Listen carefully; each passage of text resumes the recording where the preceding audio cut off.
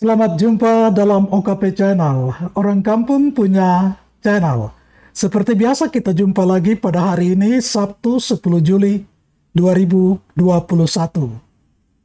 Pada kesempatan ini saya hanya akan bercerita-cerita tentang hal-hal yang ringan menyangkut tradisi budaya atau tradisi adat. Tentu setiap budaya atau setiap suku memiliki tradisi tertentu sehubungan dengan aspek-aspek kehidupan mereka. Termasuk di dalamnya adalah soal perkawinan, yaitu soal sistem apa yang diberlakukan dalam tradisi adat mereka untuk mengatur proses perkawinan itu. Jadi syarat-syarat apa yang harus dipenuhi oleh seorang laki-laki untuk menikah, dengan siapa, bagaimana caranya, dan lain-lain. Maka pada kesempatan ini saya akan bercerita tentang tradisi adat dari suku saya, yaitu suku Awyu. Suku Awyu ini terletak di Papua bagian selatan.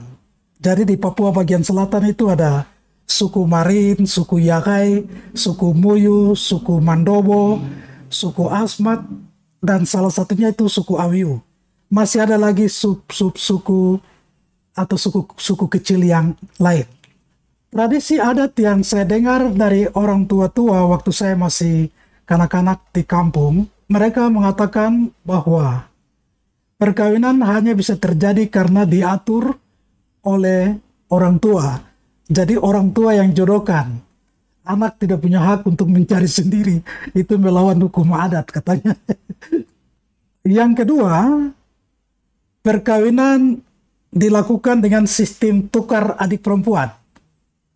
Jadi misalnya saya punya adik perempuan, lalu adik perempuan saya berikan kepada laki-laki yang sana, lalu laki-laki yang sana memberikan adik perempuannya kepada saya. Jadi sistem tukar adik perempuan. Sehingga memang cukup berat ketika seorang itu tidak punya adik perempuan. Tetapi tidak apa-apa, tidak usah khawatir karena bisa ditukar dengan adik perempuan dari paman atau bibi atau atau masih saudara dekat bisa. Tetapi tidak secara otomatis, ada syarat-syaratnya. Ini khusus mengenai anak laki-laki. Syarat-syarat seorang anak laki-laki boleh menjalani proses untuk perkawinan ialah sudah pernah berburu, bunuh babi, ya, bunuh binatang. Maksudnya supaya sebentar menikah dengan anak perempuan orang, yang bersangkutan sudah mampu memberi makan. Dan yang kedua, anak laki-laki itu harus sudah punya kebun. Ya, itu juga masih berkaitan dengan supaya bisa memberikan makan. Dan yang ketiga, anak laki-laki ini sudah bisa membangun rumah. Maksudnya supaya istrinya dan keluarganya tinggal di rumahnya sendiri. Tidak titip sana, titip sini begitu. Luar biasa, menarik. Dan yang paling penting ialah ketika berkeluarga, orang ini tidak pelit. Tetapi rumahnya terbuka, hati baik bagi semua orang.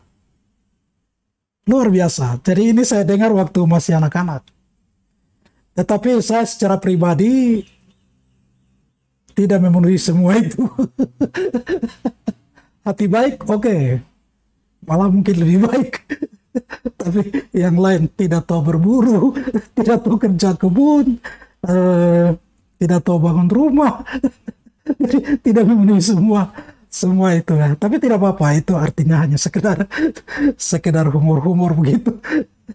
Ya, saya secara adat tidak memenuhi semua, hanya hati baik yang terpenuhi karena memang berusaha untuk seperti begitu.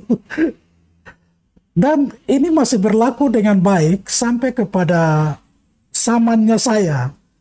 Tapi setelah zamannya saya, mungkin generasi berikutnya itu masih, tetapi kemudian setelah itu sampai sekarang, ya tradisi ini seperti sudah hilang. Ya, anak-anak muda sekarang kawin sudah tidak pakai syarat lagi, hantam saja begitu ya. Nanti susah baru mulai pikir ya. Seperti itu. Jadi maksud saya dengan cerita ini ialah kita kembali mempelajari nilai-nilai budaya yang baik. Pasti ada hal-hal baik. Karena itu adalah dasar sebenarnya, dasar mentalitas kita. Jadi harus selalu kembali ke situ.